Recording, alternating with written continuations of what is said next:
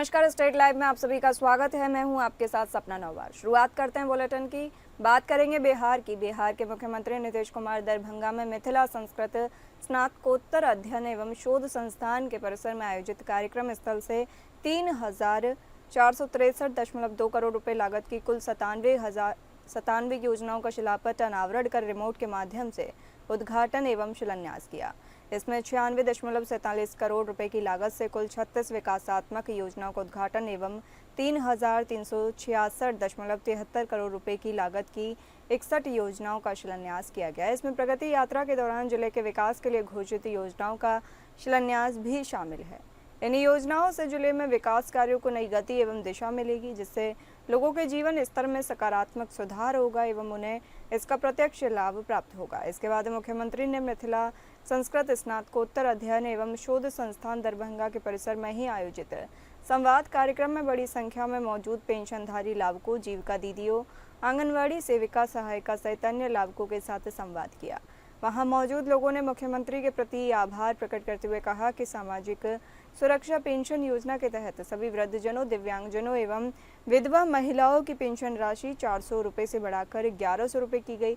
इसके अलावा गृह रक्षकों का दैनिक भत्ता 774 रुपये से बढ़ाकर 1121 रुपये, आंगनवाड़ी सेविका के मानदेय 7000 रुपये से बढ़ाकर 9000 रुपये, आंगनवाड़ी सहायिका का मानदेय 4000 रुपये से बढ़ाकर 4500 रुपये, विद्यालय रात्रि प्रहरी का मानदेय 5000 रुपये से बढ़ाकर 10,000 रुपये, किसान सलाहकारों का मानदेय 13,000 रुपये से बढ़ाकर 21,000 रुपये तथा आशा कार्यकर्ताओं के मानदेय में भी वृद्धि की गई है।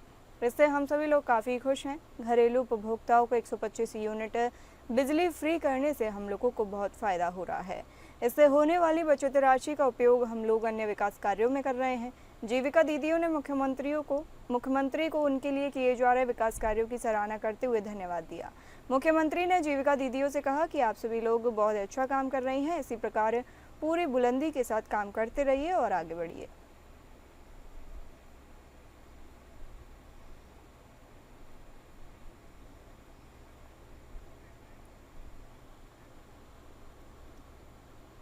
महिलाओं को आत्मनिर्भर बनाने और उन्हें स्वरोजगार के अवसर प्रदान करने की दिशा में एक ऐतिहासिक कदम उठाते हुए मुख्यमंत्री महिला रोजगार योजना के तहत आज लाभार्थियों के बैंक खातों में राशि अंतरण की प्रक्रिया शुरू की गई। वीडियो कॉन्फ्रेंसिंग के माध्यम से प्रधानमंत्री नरेंद्र मोदी ने इस प्रक्रिया का शुभारंभ किया। इस अवसर पर मुख्यमंत्री नीतीश कुमार भी मौजूद रहे। जिले में आयोजित कार्यक्रम का जिला स्तरीय आयोजन स्थानीय प्रेक्षागृह में किया गया। इस कार्यक्रम में जिला पदाधिकारी दीपेश कुमार, उप विकास आयुक्त संजय कुमार निराला, डीपीएम जीविका श्लोक कुमार, माननीय विधायक आलोक रंजन, नगर निगम महापौर बैन प्रिया, जदयू जिलाध्यक्ष चंद्रदेव मुखिया, 20 सुन्नी जिलाध्यक्ष दिवांकर सिंह सहित 700 से अधिक जीविका दीदियां और आम नागरिक शामिल हुए। शुरुआत में प्रत्येक लाभार्थी महिला के खाते में 10,000 रुपये की राशि अंतरण की जा रही है। आगे रोजगार शुरू करने और आकलन उपरांत आवश्यकता अनुसार 2 लाख रुपए तक की अतिरिक्त सहायता भी उपलब्ध कराई जाएगी। इस योजना से महिलाएं स्वरोजगार के साधन विकसित कर आत्मनिर्भर बनेंगी तथा गरिमा के साथ जीवन जीने की दिशा में भी आगे बढ़ेंगी।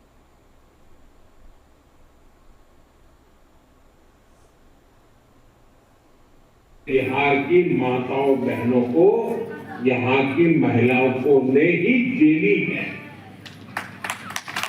जो दिन जब बिहार की बड़ी बड़ी सड़कें टूटी फूटी होती थी, पुल पुलिया का नाम नहीं था, तब उससे सबसे ज्यादा तकलीफ किसको होती थी?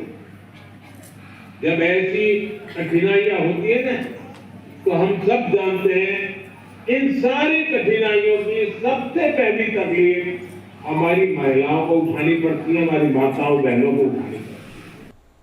सांसद पप्पू यादव ने मुख्यमंत्री नीतीश कुमार के बयान पर प्रतिक्रिया दी। उन्होंने कहा कि इस समय लालू प्रसाद यादव को सम्मान देने की जरूरत है। साथ ही पप्पू यादव ने प्रधानमंत्री नरेंद्र मोदी द्वारा बिहार को दी जा रही सौगातों पर भी तंज कसते हुए कहा कि यह पैसा बिहार की जनता का ही है और चुनाव के समय दिया जा रहा है, इसमें कोई बड़ी बात नहीं है।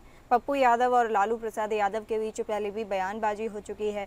तेजस्वी यादव को मुख्यमंत्री बनने के सवाल पर पप्पू यादव ने कहा था कि यह कोई मुद्दा नहीं है, जब संख्या आएगी तब सभी मिलकर मुख्यमंत्री तय करेंगे। उन्होंने ये भी कहा था कि प्रशांत किशोर अपनी रैली को ठीक से नहीं निभा पाए और शिवदीप लांड जमीन की दलाली में शामिल रहे हैं।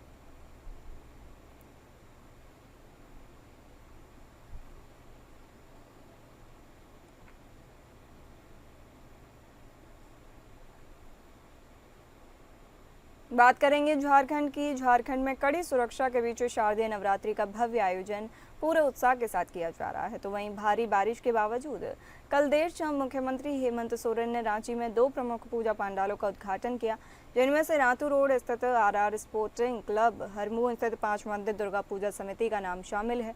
इस अवसर पर उन्होंने मां दुर्गा के दर्शन किए, जिसके पश्चात आरती की और लोगों को नवरात्रि की बधाई दी। सीएम ने यह भी कहा कि बारिश के बावजूद लोगों का उत्साह कम नहीं है। मुख्यमंत्री ने इस मौके पर पूजा समितियों को भी बधाई दी। इस दौरान झारखंड मुक्ति मोर्चा के केंद्रीय महासचिव विनोद कुमार पांडेय भी उनके साथ नजर आए, जिन्होंने पूजा पंडालों का दर्शन किया। इसी बीच पंडाल कपट खुलने पर श्रद्धालुओं के आगमन पर भी विशेष व्यवस्था को ध्यान में रखते हुए पंडाल समितियों ने अपने पंडाल के लिए एक अंदर और बाहर आने जाने के लिए अलग अलग रास्तों का इंतजाम किया और सभी व्यवस्थाओं पर पूरी नजर रखी थी।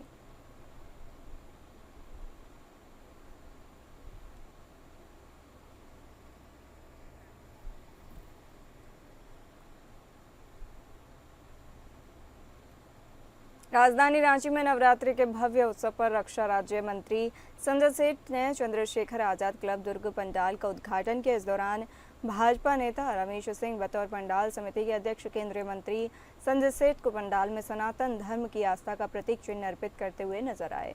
तो वहीं पंडाल का पट खुलने पर APN न्यूज की टीम भी वहां पहुंची और खास इंतजाम का जायजा लिया। रांची के दुर्गा पूजा पंडाल की बात कर रहे हैं हम। चंद्रशेखर आजाद समिति दुर्गा पूजा पंडाल की हम बात कर रहे हैं, जिसका उद्घाटन हो चुका है। रक्षा राज्य मंत्री संजय सेठ ने इस पंडाल का उद्घाटन किया है। यहाँ आपको बताना चाहेंगे, इस पंडाल के अध्यक्ष रमेश सिंह ने उनके स्वागत के साथ उनके हाथों रिबन कटवाया, संजय सेठ के हाथों रिबन कटवाया, जिसके बाद इस पंडाल के उद्घाटन के बाद आरती किया गया और काफी खूबसूरत तरीके से इस पंडाल को पूरी तरह से तैयार किया गया, यानी कि अब श्रद्धालुओं के लिए पूरी तरह से पंडाल तैयार है। आप यकीनन इस खूबसूरती को देखकर आप यही कहेंगे कि वाकई मंत्रमुग्ध कर देने वाला नजारा है। यहाँ हम पंडाल के भीतर का नजारा हम आप सबको दिखा रहे हैं, जहाँ पर सनातन धर्म की खूबसूरती, सनातन धर्म के परंपरा को खूबसूरती के साथ यहाँ पर देखा जाए तो पेश किया गया है। सैकड़ों की तादाद में त्रिशूल के प्रारूप के साथ यहाँ पर भगवान के कई मूर्तियां भी नजर आ रही हैं। बाहर के नज़ारे हमने आपको पहले दिखाए थे, यहाँ अब अंदर पूरी तरह से पंडाल जो बनकर तैयार है वो नज़ारा हम आप सबको दिखा रहे हैं, खास तौर पर जहाँ पर कई तरह की मूर्तियां भी नजर आ रही हैं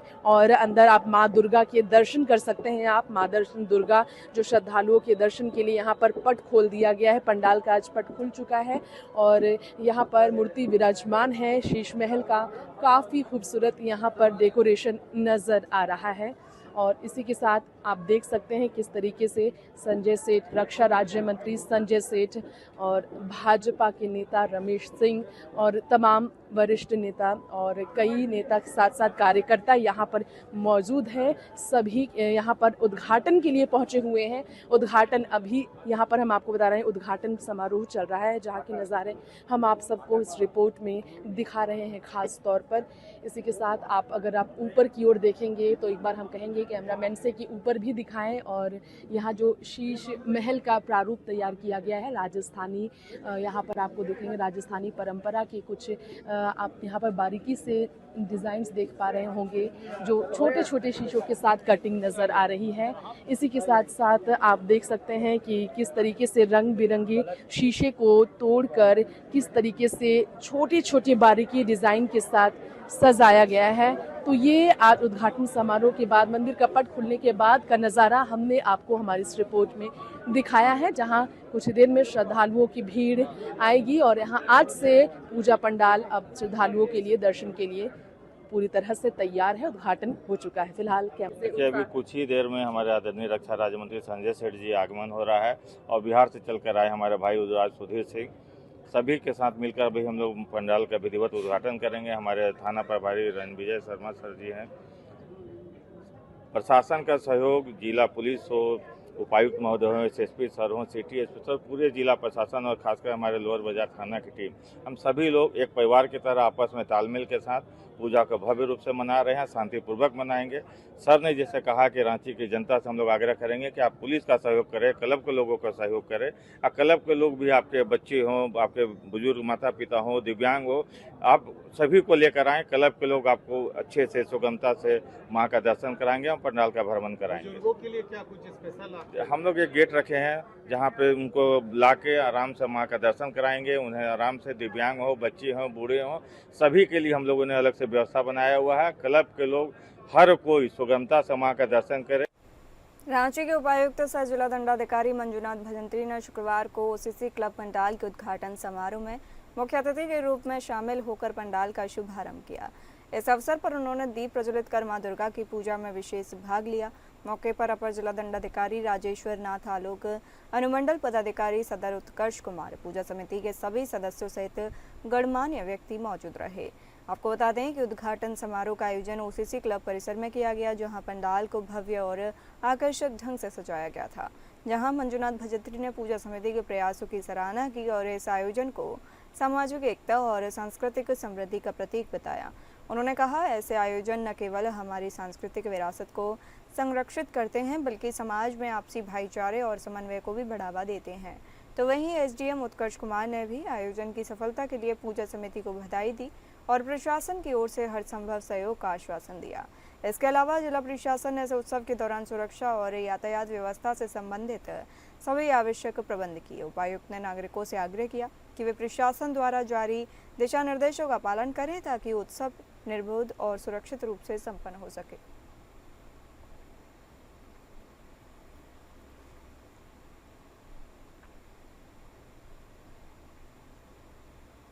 बाल श्रमिक विद्यालय के शिक्षक और शिक्षकेतर कर्मियों ने शुक्रवार को साहिबगंज उपायुक्त हेमंत सती से समाहरणालय परिसर में मुलाकात की और समायोजन और 10 माह से लंबित बकाया मानदेय राशि के भुगतान की मांग की। शिक्षक सुबोध कुमार सिंह ने बताया कि झारखंड उच्च न्यायालय रांची द्वारा हमारे समायोजन और बकाया वेतन के भुगतान का आदेश जारी है। बावजूद इसके साहिबगंज जिले में न तो समायोजन की प्रक्रिया पूरी की जा रही है और न ही बकाया मानदेय दिया गया है। गौरतलब है कि जिले में पहले 51 बाल श्रमिक विद्यालय संचालित थे, जिनमें बाद में 5 विद्यालय बंद कर दिए गए। वर्तमान में कुल 46 विद्यालयों में लगभग 150 शिक्षक व शिक्षकेतर कर्मी कार्यरत रहे। कुछ वर्षों के संचालन उपरांत विद्यालयों का समायोजन कर सभी कर्मियों को हटा दिया गया, जिसके चलते शिक्षकों को माननीय उच्च न्यायालय का दरवाजा खटखटाना पड़ा।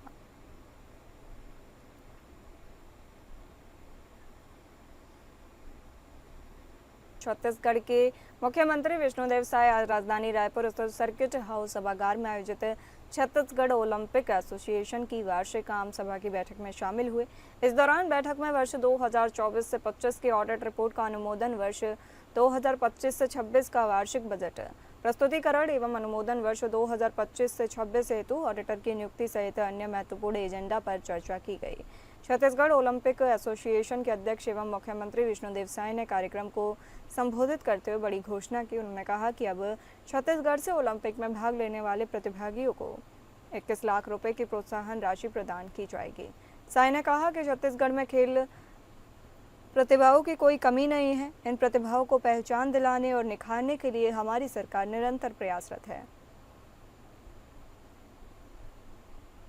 संपन्न हुआ है, जिसमें पिछले कार्यवाही का विवरण का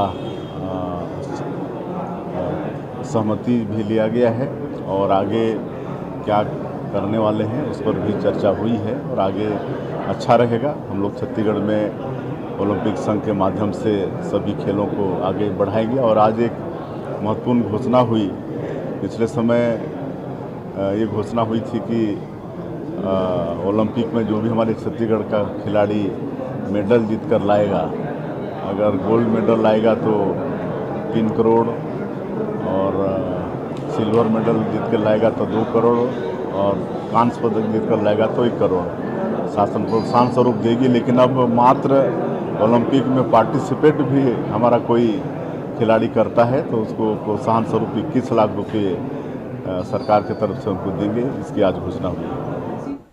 मुख्यमंत्री विष्णुदेव साय आज जीएसटी बचत उत्सव के बीच औचक निरीक्षण कर देवपुर स्थित ट्रैक्टर शोरूम पहुंचे। सीएम साय ने यहां किसानों से आत्मीय संवाद कर जीएसटी कटौती पर उनकी प्रतिक्रिया और खरीदी में हुई बचत की जानकारी दी। मुख्यमंत्री साय ने शोरूम में ट्रैक्टर और हार्वेस्टर खरीदने आए किसानों को चाबी सौंपकर शुभकामनाएं दी। मुख्यमंत्री साय ने अभनपुर के बिरौदा निवासी रवि कुमार साहू को उनके नए हार्वेस्टर की चाबी सौंपी। वहीं अभनपुर कोलट से आए वरिष्ठ किसान ज्ञानिक राम साहू को उनके नए ट्रैक्टर की भी चाबी सौंपी। मुख्यमंत्री से संवाद करते हुए साहू ने बताया कि जीएसटी में कटौती के बाद नए ट्रैक्टर की खरीदी पर उन्हें पूरे 60,000 रुपये की बचत हुई है।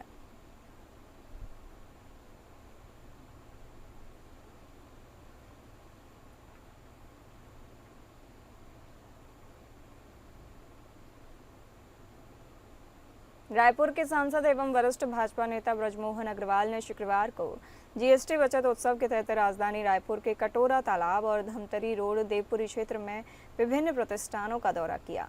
इस दौरान उन्होंने दवाई की दुकानों, shopping mall, mobile showroom, electronic and electricals, दोपहिया वाहन शोरूम और कार शोरूम का भ्रमण कर दुकानदारों एवं ग्राहकों से मुलाकात की। उन्होंने खरीदारों को स्वदेशी उत्पादों के उपयोग के लिए प्रेरित किया और व्यापारियों से कर प्रणाली में पारदर्शिता बनाए रखने की अपील की।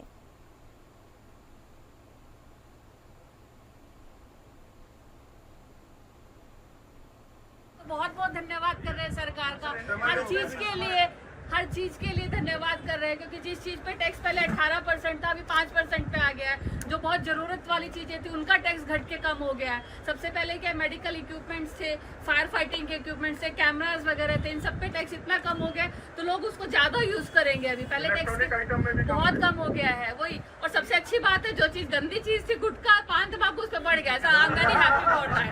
सबसे अच्छी बात है। रायपुर प्रदेश कांग्रेस अध्यक्ष दीपक बैज ने पत्रकारों से चर्चा करते हुए कहा कि 2025 को कांग्रेस पार्टी ने संगठन का वर्ष घोषित किया है। 2025 में हम पूरे देश में कांग्रेस का संगठन निचले स्तर तक मजबूत करने के लिए काम कर रहे हैं।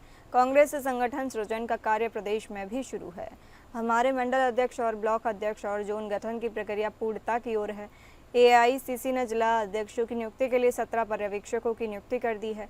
इसके साथ ही स्थानीय वरिष्ठ नेताओं को लगाया जाएगा। शीघ्र ही पर्यवेक्षक आएंगे तथा जिलों में संगठन सृजन का कार्य भी पूरा किया जाएगा। दिल्ली में पर्यवेक्षकों की खड़गे राहुल गांधी, वेणुगोपाल और सचिन पायलट के साथ बैठक हो चुकी है। उनके जिलों का भी बंटवारा किया जा चुका है।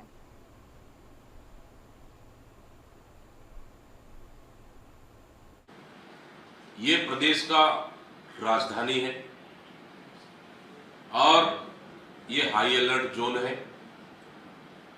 इस राजधानी, इस मुख्यालय में मुख्यमंत्री, राज्यपाल, सरकार के तमाम मंत्री, विधायक, विपक्ष के नेता, प्रदेश के आला अधिकारी यहाँ हमेशा रहते हैं और साथ ही ये हमेशा अलर्ट जोन और सिक्योरिटी जोन है।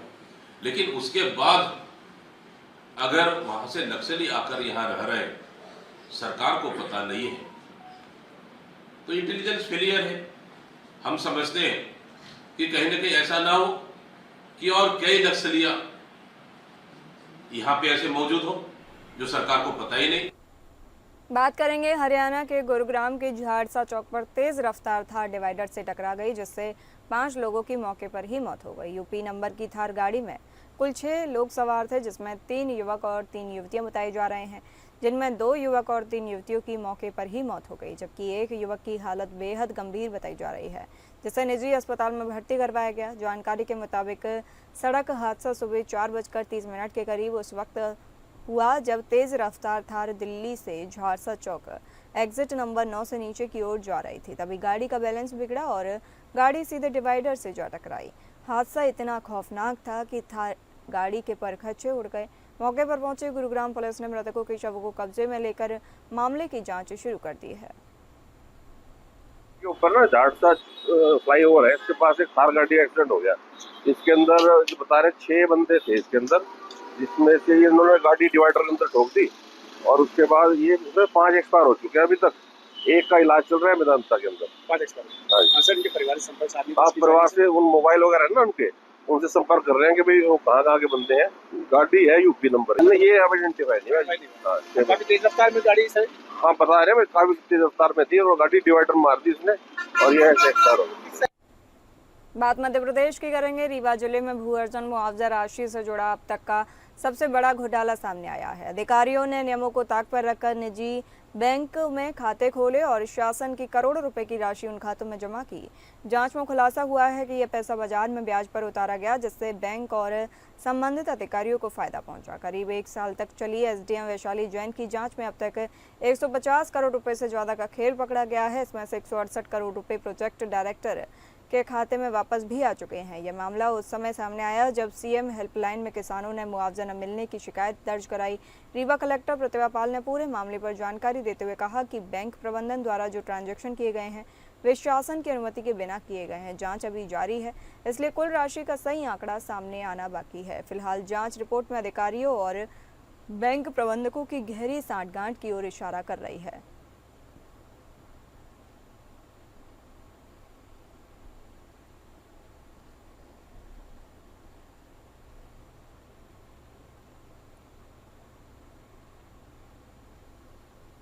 भारतीय वायुसेना में सालों तक शानदार प्रदर्शन के बाद MiG-21 को रिटायर कर दिया गया है। विदाई समारोह में सूर्य किरण एरोबेटिक टीम ने अपनी प्रस्तुति शुरू की। अलविदा उड़ान को देखकर उन्हें उड़ाने वाले पूर्व वायु सैनिक भावुक हो गए। कुल 6 मिग विमान ने आसमान में आखिरी बार ताकत दिखाई। 7वीं महिला pilot squadron leader Priya Sharma ने भी MiG-21 उड़ाया। पैंथर फॉर्मेशन के सभी विमान एयरबेस पर लौटे। विदाई समारोह में रक्षा मंत्री राजनाथ सिंह ने कहा कि MiG-21 ने हमेशा बेहतर प्रदर्शन किया है। अपने समय की तकनीक के हिसाब से MiG सबसे बेस्ट था। MiG को लंबे समय तक हमारी वायुसेना का भरोसा मिला। हमारी जिम्मेदारी है कि हम इसकी लेगेसी को सेलिब्रेट करें।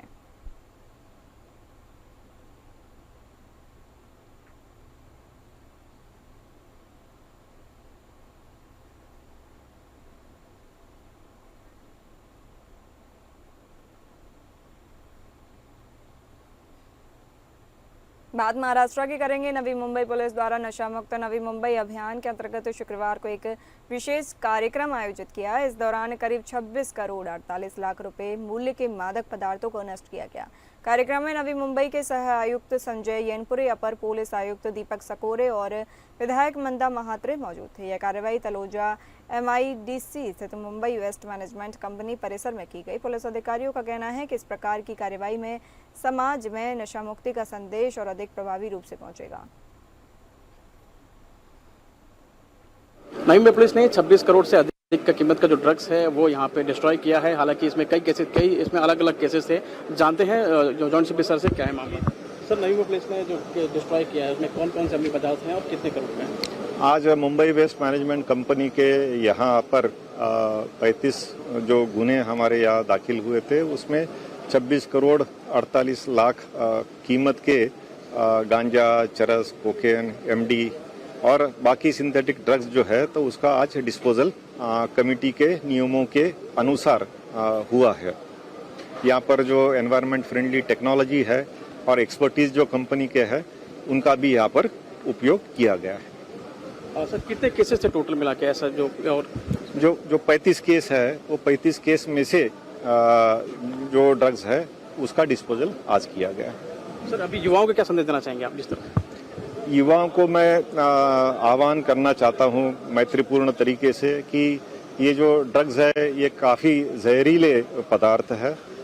उनको किसी भी तरह से अपने सहवास में, अपने पर्सनल कस्टडी में, कंजम्पशन में, अपने घर में, अपने पड़ोस में भी नहीं रखना चाहिए। अगर कोई इस तरह से वो मामले में जो हमारे दोस्त है, जो तरुण जो लोग हैं वो अगर सामने आते हैं तो 100% मैं अश्योरेंस देता हूं कि पुलिस की तरफ से उसमें सच्ची तरह से कार्रवाई की जाएंगे।